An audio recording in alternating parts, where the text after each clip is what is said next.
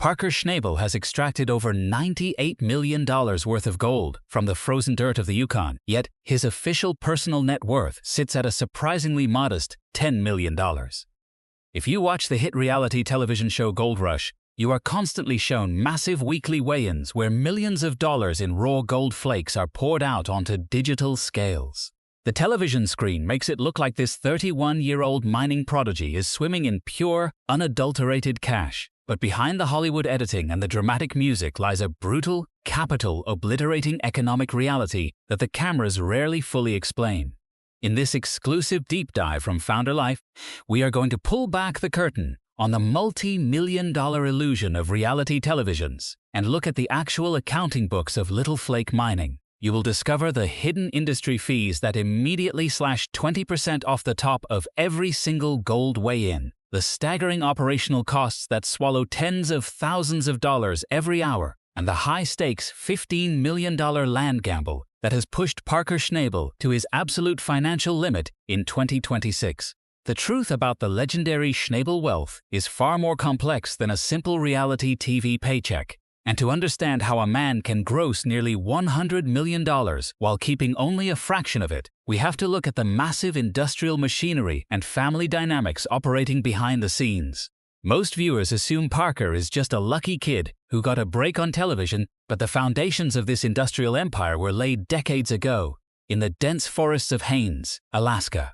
The real story begins with his grandfather, John Schnabel, a man who survived the extreme poverty of the Great Depression, built a massive local logging and road-building dynasty, and eventually took up gold mining at the age of 63, simply as a way to keep his heart healthy after a major medical operation. It was under this legendary patriarch that a 5-year-old Parker Schnabel first learned how to pilot heavy diesel excavators before he could even ride a bicycle.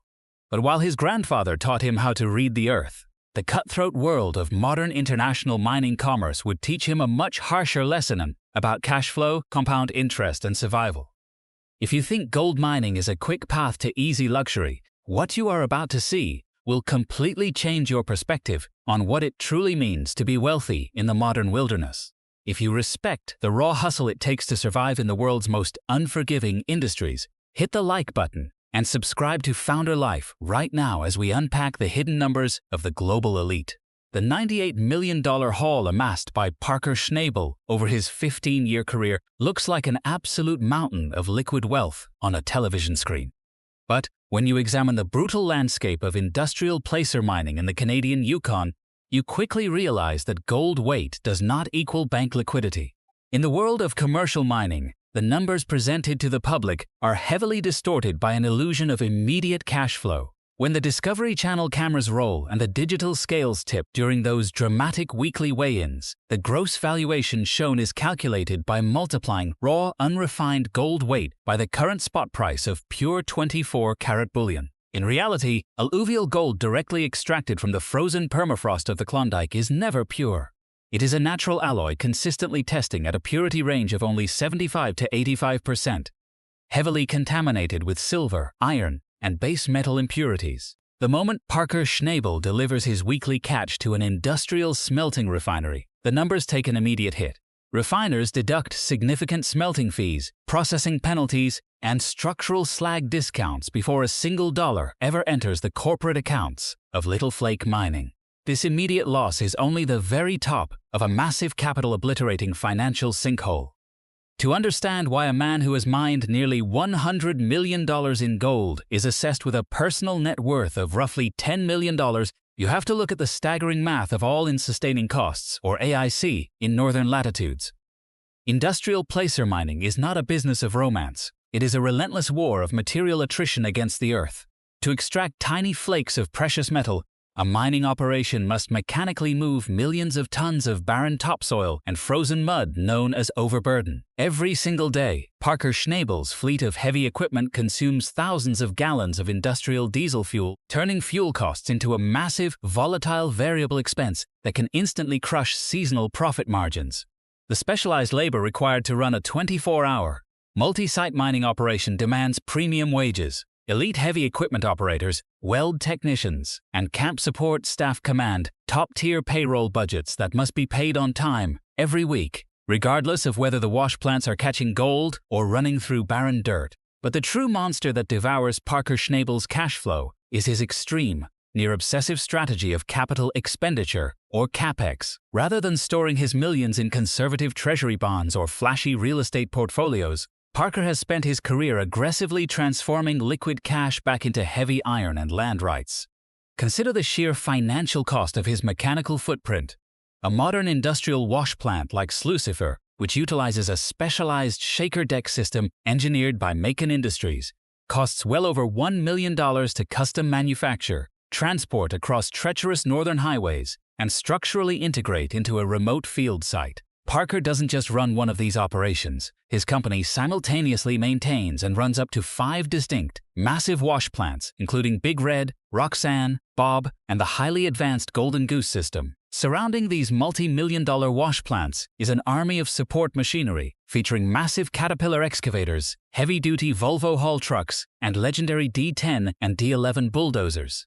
In this industry, heavy equipment undergoes a terrifying rate of depreciation and mechanical wear. A single catastrophic engine failure on a mining excavator can carry a 6-figure repair bill and stall production for days, costing the company thousands of dollars in lost opportunities. Every hour, the tracks remain stationary.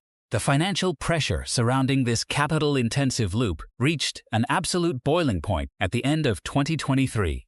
In a move that shocked the entire Klondike mining community, Parker Schnabel executed the largest private land acquisition in the modern history of the region by purchasing the massive 10,000-acre Dominion Creek property for a staggering $15 million.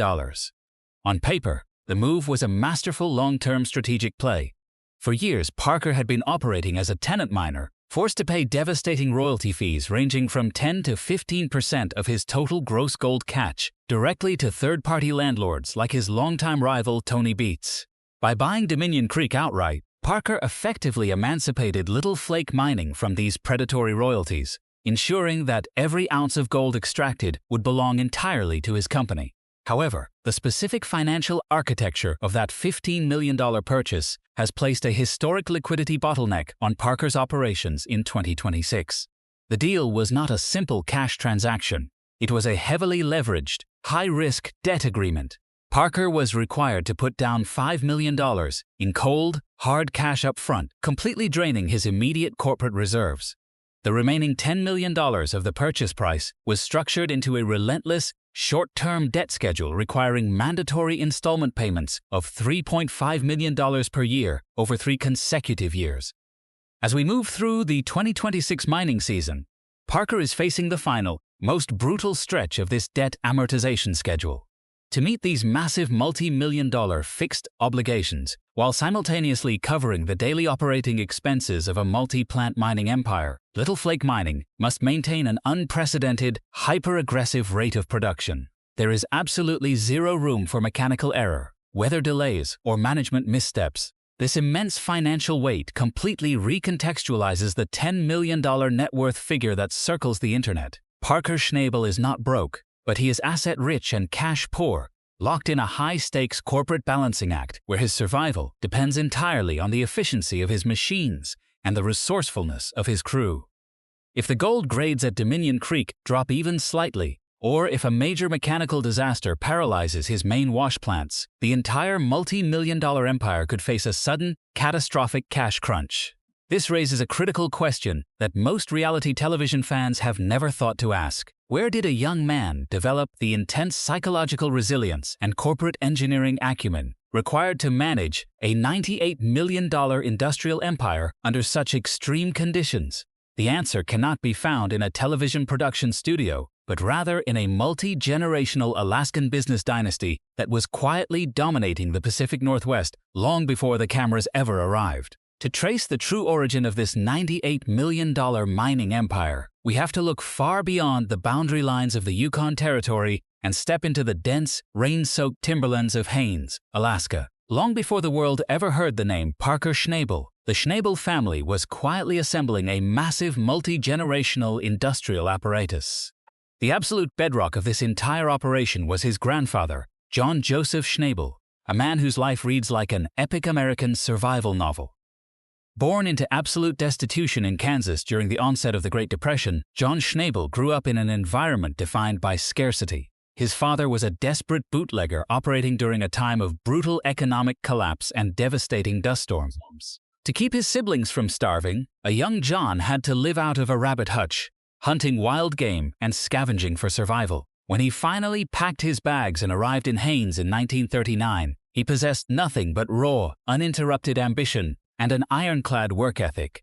After serving as a combat aircraft mechanic and an elite carrier deck rescue specialist for the United States Navy during the Second World War, John returned to Alaska with an advanced understanding of heavy diesel mechanics and industrial engineering. He founded the Jones Point sawmill, transforming himself into one of the most powerful and influential private landowners in the region.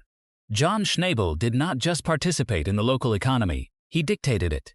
He was elected mayor of Haines, and when he decided his timber operations required an access route, he simply went ahead and constructed the massive Lutak Road right around his mill without ever bothering to wait for a government permit. But his most unpredictable business move occurred at the age of 63. Following a major life-threatening heart surgery, doctors advised John to take up a low-stress physical activity to aid his rehabilitation. While most retirees would choose golf or gardening, John Joseph Schnabel bought a wild, unproven placer gold claim at Porcupine Creek and founded the Big Nugget Mine. This was the intense, high-stakes playground where a 5-year-old Parker Schnabel was initiated into the family business. While other children his age were playing with plastic toys, Parker was sitting in the metal cabs of commercial earth movers, absorbing the complex geometry of gold mining directly from a master industrialist. By the age of 10, Parker was confidently operating compact excavators under his grandfather's watchful eye, demonstrating an eerie, instinctual ability to read the gravel and locate hidden mineral deposits. When Parker turned 16, John decided it was time for the ultimate test of economic survival. He leased a portion of the Big Nugget claim directly to his teenage grandson, making him entirely responsible for equipment maintenance, fuel logistics, crew payroll, and operational profit margins. The local mining community was deeply skeptical, viewing the move as a dangerous publicity stunt. But the 16-year-old prodigy responded by assembling a skeleton crew of local laborers and pulling massive, highly profitable quantities of gold out of the ground, instantly cementing his reputation as an elite mining force. Yet, while John Schnabel provided the spiritual and mechanical blueprint for the operation, the sophisticated financial structures that enabled Parker to scale Little Flake Mining into a $98 million juggernaut came from his father, Roger Schnabel. Roger is a deeply calculation-driven infrastructure magnate who has dominated the Alaskan heavy construction industry for decades. At just 22 years old, Roger founded Northern Timber, which he systematically expanded and rebranded into Southeast Road Builders in 1996.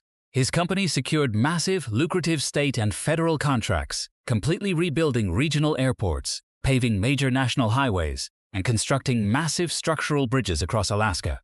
In 2018, Roger executed a brilliant corporate exit, selling Southeast Road Builders to the multi-billion-dollar international conglomerate. Even at 69 years old, Roger Schnabel remains a dominant economic force, operating Highlands Estates Incorporated, controlling a massive personal fleet of premium Caterpillar and Volvo heavy machinery, and commanding large-scale commercial concrete production facilities near the Haines Airport.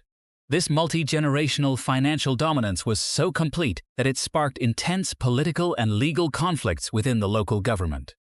When Parker's aunt, Deborah Schnabel, was appointed as the high-ranking borough manager of Haines, the city's legal counsel had to issue an immediate, strict conflict of interest directive. The order explicitly barred Roger Schnabel from bidding on any public municipal contracts due to the family's overwhelming economic monopoly over the region's infrastructure.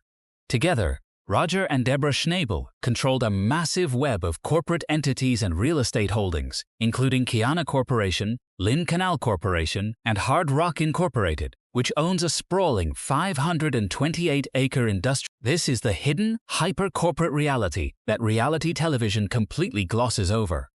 Parker Schnabel did not find success merely because he was a hard worker. He succeeded because he was backed by a sophisticated family syndicate with decades of experience in navigating heavy equipment logistics, navigating complex asset acquisitions, and managing massive corporate debt. When Parker made the high-risk decision to leave Alaska and enter the brutal, unforgiving Yukon goldfields, he wasn't just a solo prospector chasing a dream. He was an elite corporate operator armed with a multi-generational legacy of industrial warfare. But as Parker would soon find out, the volatile rivers of the Yukon do not care about family lineage or past success.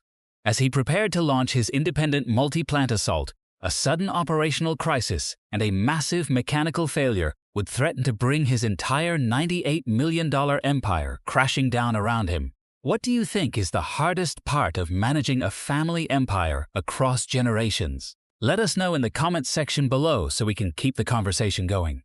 As Parker Schnabel stands on a muddy ridge overlooking the vast expanse of Dominion Creek, he is well aware that his operational blueprints for the 2026 season resemble a financial thriller more than a standard mining plan. To survive the final, agonizing stretch of his $15 million land debt, he has been forced to scale his operations to an unprecedented level, running 4 to 5 massive wash plants simultaneously. In the northern wilderness, scaling up does not just mean double the gold. It means a compounding multiplication of risk, logistics, and raw human stress. Every additional wash plant added to the circuit demands its own dedicated ecosystem of heavy equipment, a constant supply of thousands of gallons of diesel fuel, and a highly synchronized team of operators working in grueling 12-hour shifts. If a single link in this massive chain breaks, the financial penalties do not accumulate by the week or by the day. They stack up by the minute. To combat these crushing daily liabilities, Parker has quietly engineered a modern technological revolution in a field traditionally dominated by old-school guesswork and raw intuition. For the 2026 season, Little Flake Mining has fully integrated advanced three-dimensional satellite mapping and high-precision geological forecasting sensors. Instead of blindly tearing up the landscape and hoping to strike a rich pocket of pay gravel, Parker's engineering team uses orbital data and subsurface imaging to pinpoint the exact locations of gold-bearing veins trapped beneath the thick layer of frozen permafrost. This space-age approach allows his heavy equipment operators to strip away the barren topsoil with surgical precision, drastically reducing the volume of waste material they move and saving millions of dollars in unnecessary fuel consumption and equipment wear. Furthermore, his processing setups have been modified to optimize secondary industrial mineral recovery, capturing valuable agricultural and structural byproducts like potassium, zinc, and copper that were previously washed away as useless tailings. This dual-stream efficiency maximizes the economic output of every single square yard of disrupted earth, proving that modern tech can outmaneuver the raw, uncalculated. Yet, no amount of satellite data or advanced geology can protect a mining operation from the unpredictable, chaotic reality of heavy mechanical failure. This lesson hit the team with devastating force when a critical structural failure paralyzed the shaker deck system of Sluicifer, Parker's million-dollar flagship wash plant. Sluicifer is the absolute heart of the Dominion Creek operation, a high-throughput mechanical beast designed to process hundreds of cubic yards of heavy gravel every hour. When the main vibrating screen fractured under the immense weight of the rocky pay dirt, the entire site ground to a sudden, terrifying halt. In placer mining, a silent wash plant is a direct pipeline to corporate bankruptcy. With fixed debt payments looming and a massive payroll ticking away, Parker could not afford to wait weeks for a factory-spec replacement part to be shipped to the remote corners of the Yukon. The crisis forced lead heavy equipment technician Jordan Sands into a display of absolute mechanical desperation. Confronted by a severely restricted corporate budget drained by the final land installments, Sands initiated a high-stakes engineering project inside the camp's fabrication shop. Diving deep into the company's graveyard of discarded iron and rusted scrap metal, Sands salvaged structural steel plates, old hydraulic lines, and obsolete industrial components. Working through the freezing northern night under the glare of halogen work lights, he completely remanufactured a massive Caterpillar D11 tractor, transforming a collection of industrial junk into a highly functional, reinforced, earth-moving machine the crew quickly dubbed the Franken-Dozer. This patched-together, mechanical monster was immediately thrown onto the front lines, clearing heavy rock blockages and feeding the hungry hopper of the repaired wash plant, single-handedly preventing. But while Parker was fighting to keep his machinery from falling apart, an even bigger battle was unfolding on the human front of the Yukon goldfields. A few miles away, Parker's legendary rival and former landlord, Tony Beets, was locked in a catastrophic legal nightmare with the Yukon Water Board over critical environmental operating permits at Indian River. With Beets' massive iron operations legally paralyzed and his fleet of heavy equipment sitting idle, a wave of profound frustration and financial anxiety swept through his veteran crew. Recognizing an unprecedented strategic opening, Parker Schnabel executed a corporate maneuver that would forever alter the power dynamics of the region. Moving with absolute silence and precision, Parker approached the most experienced, highly skilled field operators in the Beets organization. He offered them top-tier industry wages, guaranteed long-term stability, and the chance to operate the most technologically advanced mining layout in the North.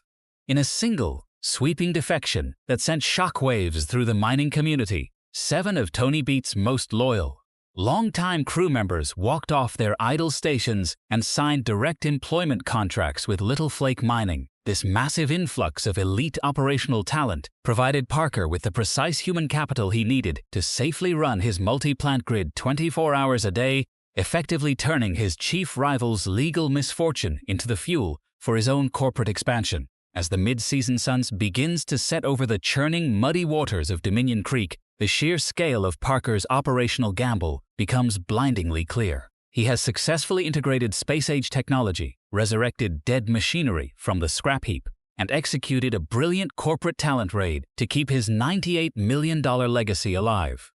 But running an empire of this magnitude requires more than just extracting wealth from the ground. It requires navigating an increasingly complex web of modern environmental laws and shifting social expectations. For a long time, traditional miners viewed the wilderness as something to be conquered, stripped, and abandoned. But as Parker prepares to steer his massive operation into the future, he knows that the ultimate survival of his empire will depend on a radical, self-imposed shift in philosophy, one that forces a billionaire industrialist to become the ultimate protector of the very land he is tearing apart. Parker Schnabel has spent his entire adult life chasing a mineral that does not decay, but in his relentless pursuit to build a global mining empire, he has recently been forced to confront the environmental wreckage and human isolation left in his wake. By the time he reached his late 20s, the young tycoon had realized that the old-school, slash-and-burn methods of the 20th century gold rush were no longer viable in a world governed by strict environmental regulations and shifting social expectations. Industrial placer mining, by its very nature, is a hyper-destructive process that tears up ancient riverbeds, clears vast swaths of boreal forest, and disrupts delicate northern ecosystems. For decades, traditional operators treated the Yukon wilderness as a disposable asset, a place to be stripped bare, looted for profit, and abandoned to the elements. But as the public profile of Little Flake Mining expanded alongside the global reach of the Discovery Channel, Parker recognized that his long-term financial survival depended on rewriting the rules of industrial land stewardship. To achieve this, the young mogul initiated a multi-million-dollar transition toward eco-friendly mining technologies, attempting to prove that high-yield extraction and environmental preservation could actually coexist. His engineering teams designed advanced closed-loop water filtration systems that eliminate the need to dump toxic, silt-heavy wastewater back into active salmon-spawning tributaries. These massive centrifugal recycling plants capture and clean the water used in his wash plants, allowing the same supply to be reused thousands of times while ensuring that nearby river systems remain pristine. Furthermore, Parker pioneered a progressive, concurrent reclamation strategy across his 10,000-acre Dominion Creek holding. The moment a specific mining cut is exhausted, heavy earth movers immediately roll in to reshape the landscape, replacing the barren gravel tailing piles with nutrient-rich topsoil and replanting native vegetation. Within just a few seasons, these systematically reclaimed zones are transformed back into vibrant wetlands, welcoming back the native Yukon wildlife that had been displaced by. But this aggressive environmental pivot was not merely driven by an altruistic love for nature. It was a calculated corporate defensive maneuver. By establishing himself as a progressive pioneer of sustainable mining, Parker gained significant political leverage, allowing him to work directly with high-ranking Canadian territorial leaders to draft modern environmental regulations that protect the wilderness without entirely paralyzing corporate resource development. He transformed his public image from an aggressive corporate raider into a visionary mentor, advising younger generations of miners on how to maximize extraction efficiency without permanently destroying the northern landscape. Yet, this immaculate public reputation as a forward-thinking, eco-conscious multimillionaire masks a profound and quietly accumulating. The unsettling reality of Parker Schnabel's existence is that the $98 million in career gold revenue he has extracted from the earth has acted as a black hole, consuming every single shred of his youth, his relationships, and his personal freedom. While other ultra-wealthy millennials use their fortune to indulge in cosmopolitan luxury, high-end fashion, and global social scenes, Parker spends his life trapped inside a stark, utilitarian mobile housing unit anchored to a muddy mining camp in the remote subarctic wilderness. His daily routine is an exhausting, unyielding cycle of managing heavy diesel mechanics, analyzing volatile fuel expense accounts, and navigating intense corporate debt burdens under the suffocating glare of reality television cameras. The immense psychological pressure of maintaining an elite, world-class production rate has created a profound sense of emotional isolation that no mountain of gold can ever fill. In rare, quiet moments away from the deafening roar of the wash plant engines, Parker has openly confessed to the devastating personal toll of his historic success. He has admitted that while he was busy conquering the Yukon and securing his legacy, his 20s slipped entirely through his fingers, leaving him with an elite corporate balance sheet but almost no life outside the perimeter of his mining claims. The intense, zero-sum nature of his industry makes it virtually impossible to sustain meaningful romantic relationships or long-term friendships, as the brief subarctic summer demands absolute, unyielding dedication to the dirt, 24 hours a day, 7 days a week. His closest companions are the employees on his payroll, and the constant friction of managing an elite crew under extreme financial conditions continuously blurs the line between professional leadership and genuine human connection. Parker Schnabel has built an absolute fortress of material wealth, but he sits inside it entirely alone, wondering if the heavy iron crown he inherited from his grandfather was a priceless gift or a lifelong psychological prison. And as the final, unforgiving winter freeze of 26 approaches, this underlying emotional fracture is about to collide head-on with a massive, high-stakes corporate pivot that will force him to decide exactly how much of his humanity he is willing to sacrifice for the next mountain of gold. Parker Schnabel has spent a lifetime turning the frozen wilderness of the Yukon into a personal multi-million-dollar corporate empire, but as he navigates the high-pressure landscape of 26, his eyes are tracking a much larger, global horizon. For a man who has already extracted over $98 million worth of raw gold, satisfaction is a moving target. He understands completely that the finite alluvial deposits of the Klondike cannot sustain his massive corporate apparatus forever.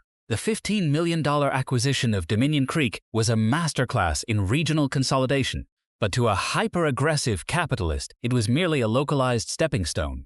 Behind the closed doors of his mobile command center, Parker is already looking at international maps, designing a highly confidential expansion strategy meant to evolve Little Flake Mining from a regional reality television showcase into a diversified, global mining conglomerate. The first phase of this international expansion is currently unfolding right across the territorial border in British Columbia. Parker's elite scouting teams have been quietly securing exploratory options on high-grade gemstone and hard rock gold reserves, intentionally moving away from the seasonal limitations of placer mining. Simultaneously, geological surveyors on the corporate payroll have been dispatched to analyze untapped mineral grids in the Northwest Territories, mapping out vast claims that could guarantee production for the next 3 decades. But Parker's ultimate ambitions stretch far beyond the borders of Canada.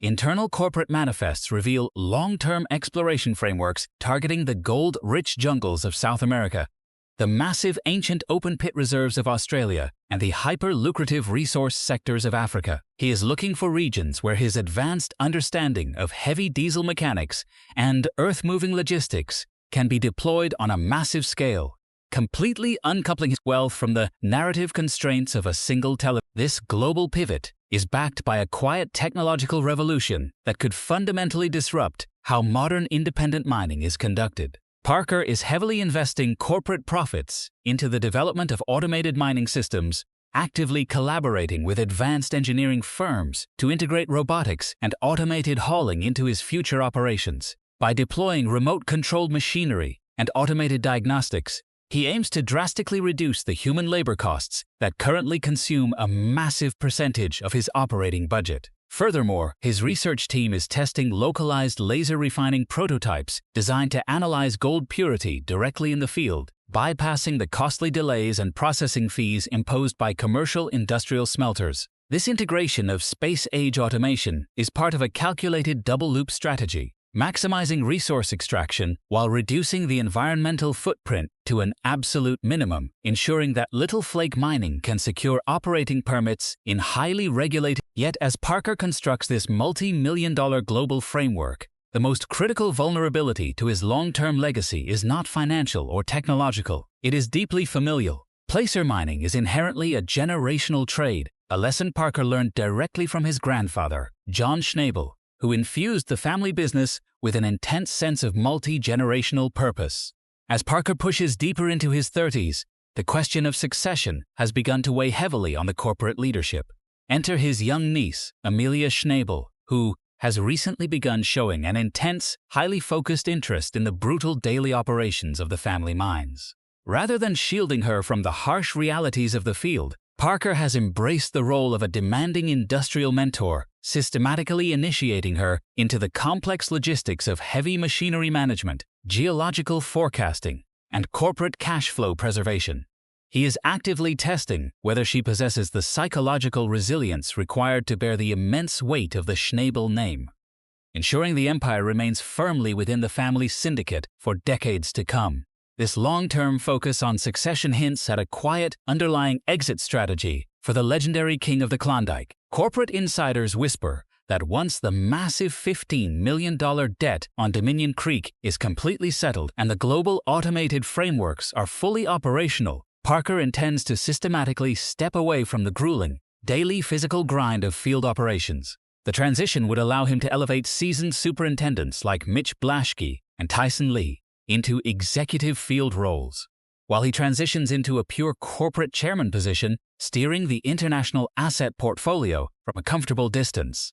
This would finally grant him the luxury of time, allowing him to indulge his deep passion for international travel, historical antique tool preservation, and the vast real estate portfolio he has quietly accumulated across Alaska and the Yukon. It is a brilliant, calculated retirement blueprint, but in the volatile world of high-stakes industrial mining, the line between a triumphant corporate exit and a sudden operational catastrophe is incredibly thin. Parker Schnabel has spent his entire life extracting $98 million in raw gold from the unforgiving earth of the Yukon, proving that a young man with a multi-generational legacy of heavy machinery can conquer the most brutal wilderness on the planet. But as the final winter freeze of 26 descends upon the sprawling 10,000 acres of Dominion Creek, the ultimate truth of his empire becomes impossible to ignore. Real wealth is not measured by the glittering flakes accumulated at the bottom of a steel wash plant, nor is it defined by a $10 million net worth printed on a celebrity tracking website. True wealth is defined by sovereignty, by the absolute freedom to dictate your own destiny, without being beholden to third-party land royalties, predatory corporate leases, or the demanding whims of reality television executives. By executing a high-stakes $15 million land acquisition and restructuring his entire operation around cutting-edge satellite mapping and salvaged mechanical innovation, Parker did not just survive his most volatile financial season, he systematically insulated his family name from the inevitable collapse of the traditional mining industry. The journey of Little Flake Mining provides a profound masterclass for every entrepreneur, leader, and builder watching the global landscape shift. It proves that lasting success requires an aggressive, near-obsessive willingness to reinvest your short-term profits back into your core assets, transforming volatile cash flow into permanent, unyielding infrastructure. It reminds us that when the traditional structures around you begin to crack, the most effective response is not to retreat, but to scale up, Integrate advanced technology and build a fortress of operational efficiency that no competitor can penetrate. If you want to uncover more untold corporate histories, forensic financial breakdowns, and the hidden realities behind the world's most powerful family dynasties, check out our next investigative feature, breaking down the hidden wealth of the world's most reclusive billionaires on the Founder Life channel page right now. The heavy iron crown of the Yukon remains firmly intact, but as Parker Schnabel prepares to deploy his automated mining systems across international borders, the rest of the global resource sector is about to find out exactly what happens when a prodigy refuses to stop digging.